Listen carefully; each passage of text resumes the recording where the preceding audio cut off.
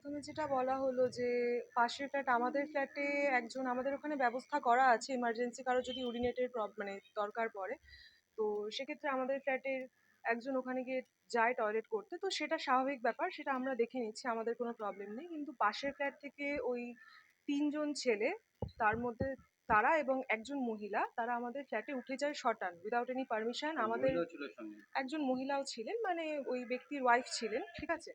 তো তারা উঠে যায় এবং মহিলাটি আটকাতে আটকাতে আসছিলেন, তো পারেননি। এবার আমাদের ছাদে উঠে গিয়ে প্রথমে তো মহিলার গায়ে হাত, মানে আগে একদম সম্পূর্ণ আনপ্রোভোকড অবস্থাতে কিন্তু হাত তোলে, ঠিক আছে, উইদাউট এনি প্রভোকেশন। এবং তারপর যখন মারধর করার পর যখন নিচ থেকে আসছি, মানে যখন নিচে টেনে নামানো হচ্ছে, আমাকেও কিন্তু থ্রেট দিয়েছে। মানে ওনার ওয়াইফকেও উনি এতটাই মদ্যপ অবস্থা, এতটাই ড্রাঙ্ক এবং এতটাই অ্যাগ্রেসিভ হয়ে রয়েছেন যে নিজের ওয়াইফকেও ঠেলে ফেলে দিচ্ছেন। আপনি কি থ্রেট দিয়েছেন?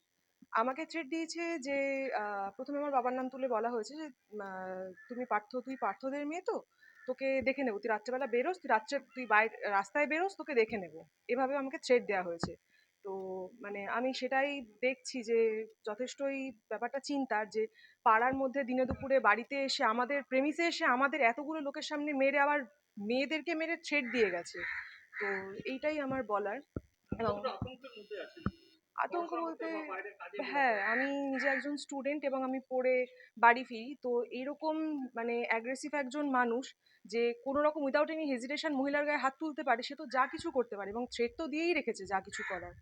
তো এইটাই বলার আমার, যে এবার সুবিচার হোক। আমার নাম স্নেহা দে।